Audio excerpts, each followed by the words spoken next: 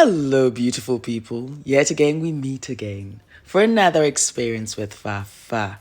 Happy Independence Day, Ghana. And today's recipe is that peanut butter soup with that Ndudu twist. What do you mean? Yeah, you need to stay tuned. Now, if this is your first time, you're welcome and thank you very much for tuning in. Please don't forget to click that subscribe button and the notification button so you do not miss a thing. Now, to my loyal subscribers and amazing subscribers, I love each and every one of you and I appreciate you guys. Thank you very much for believing in me and pushing me to this point. Me love you. Now let's start some chiches and inkata and quain biachese. When you konyo po shenanigans kok bedanu abanuka. We're starting.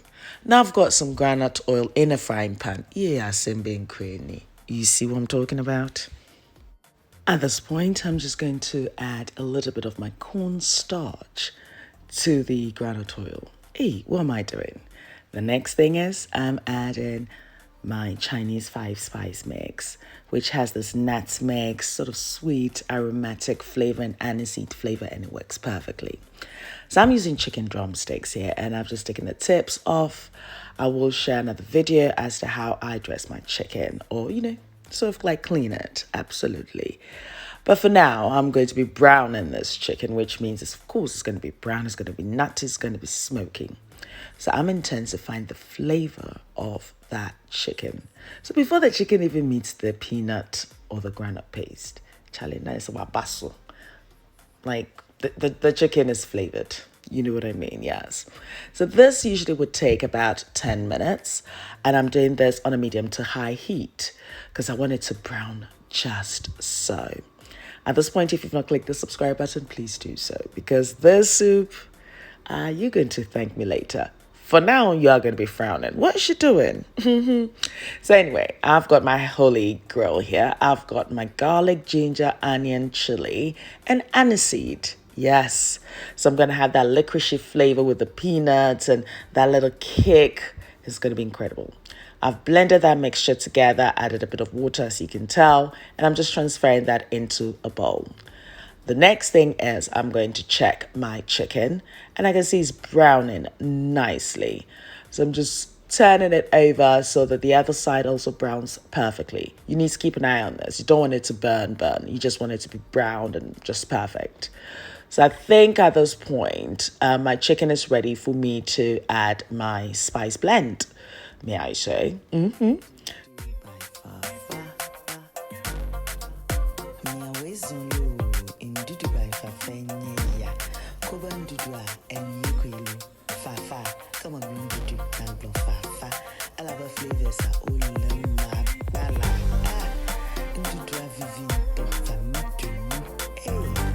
So I'm going to allow my chicken to cook on that medium heat so it can absorb those amazing spice blends. Absolutely. Now moving on to my groundnut paste, which is from Ghana. Thanks to my gorgeous Francesca for gifting me this because it's unadulterated and it's pure groundnut paste. Nothing has been added. And that's what I love about the Ghanaian groundnut paste. If you can get hold of it, well done. But if not, then the alternative would be just roast your own peanuts. You can do that, blend it, strain it, and it's equally good to use. Now, this is a multitasking recipe, so you'd be blending the groundnut paste and equally at the same time, if you can, add your tomato puree to your, spiced chicken. And I'm just going to mix this together till it's well combined. I'm going to allow this to further cook for 5 to 6 minutes, turn the heat off, and just allow that infusion to take place whilst I tend to the next step of this recipe, which is to cook the blended groundnut paste until I can extract some oil from it, as one does. So here I've got my saucepan and I've placed my strainer in. Next thing is I've got my spice mix. I'm adding a little bit and I'm just going to strain it as well. And to that, I was adding the groundnut paste and I realized that, the blended groundnut paste, that I did not include my tomato. So quickly I had to stop pouring. add my tomato, as you can tell here, and then start straining again. So now I've got it. Because the acid in the tomato would help extract the oil from the groundnut. So it is essential that you do use it. Absolutely. So yeah, I'm just straining, as you can tell, and I'm just going to be cooking this down. So bearing in mind, I've got my spice mix in there, and I've also got the tomato. So it's going to be nice and sweet and well flavored as well. So each step of this recipe, I've actually enhanced the natural flavors of any ingredient that I'm using. You see. Now, this cooking down business, right? It's one that you need to keep an eye on it, because if not, when the groundnut paste thickens again and the oil has been extracted, it can catch the bottom of your saucepan, and that is slightly irritating. So keep an eye on it. So for us to give it that constant stir, you should avoid that altogether. And then again, I don't want to use any extra saucepan. No, I'm just trying to minimize the amount of dishes, or the amount of utensils, that I use.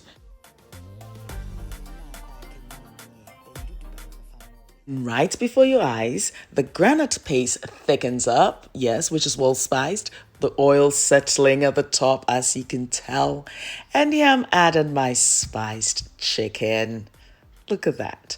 I'm going to add some water to that frying pan. No, I'm not throwing it away. There's no waste in this kitchen. And I'm just going to add that together.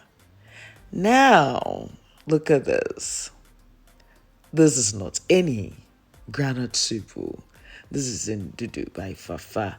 So I've managed to get that aniseed flavor, a nutty flavor. Of course, the groundnut paste is nutty.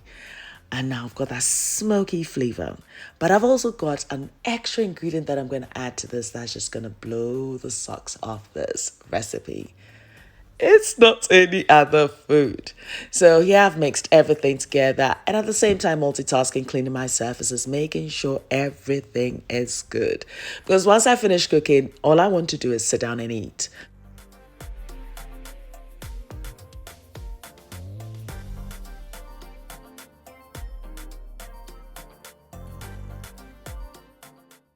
At this point, I think my groundnut soup is looking incredible.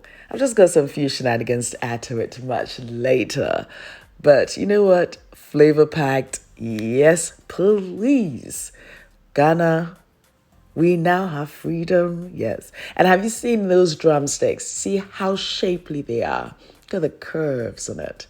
You just grab that and you just bite into it now. So then, okay, meaning and that soup just looks beautiful. Now I've got my garden eggs, which was actually a little bit on the wrinkly side. Anyway, ignore me. Because they were in the fridge, and as I said, I just had to use all my leftovers or anything that was in the fridge. So yeah, I've added my garden eggs. And what I love about the garden eggs is it has the slight bitterness that works really well with the peanut. It cuts through that sort of fattiness of the, that fatty texture of the peanut butter soup. So yeah, I love adding my garden eggs to it. Now, here I do have my dried herrings that I've rehydrated, which means that I've just soaked in a little bit of water so it softens up. Yes, and I did that for about 30 minutes. So easy, and it swells up and it's just nice. So now I'm adding that to my soup. Now this is the pièce de résistance because it has this smoky, fishy flavor that is just incredible. And because I've rehydrated it, what's gonna happen is it's just gonna absorb the peanut. This is not any other soup. This is Ndudu by Fafa. Now I'm going to revive that flavor. So I'm just adding a little bit of my spice blend, which is the aniseed, ginger, garlic, and onion chili spice blend. Yes, because this is coming to the end. I know. It's coming to the end. I'm going to be eating it, but I don't know if you are. But you can. You can make this dream a reality. Yet again, I've got my green chilies here because I'd run out of my normal habanero chili. Yes. And I do like the fact that, they're nice and green on the surface. It's just added its own je ne sais quoi to the dish. You know what I mean? And did I even add salt? I'm sure I did salt it, No, there is salt somewhere. Unless, of course, I missed it whilst doing this voice over.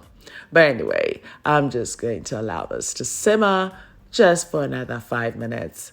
And, it cannot be an Ndudu by Fafa's like sort of recipe without those chunky onion slices going through. Now, this is nice and thick. Exactly. Now, I mean, if you want a runny soup, you can add more stock or water to it. But I need it on the thicker side because isn't it a vibe?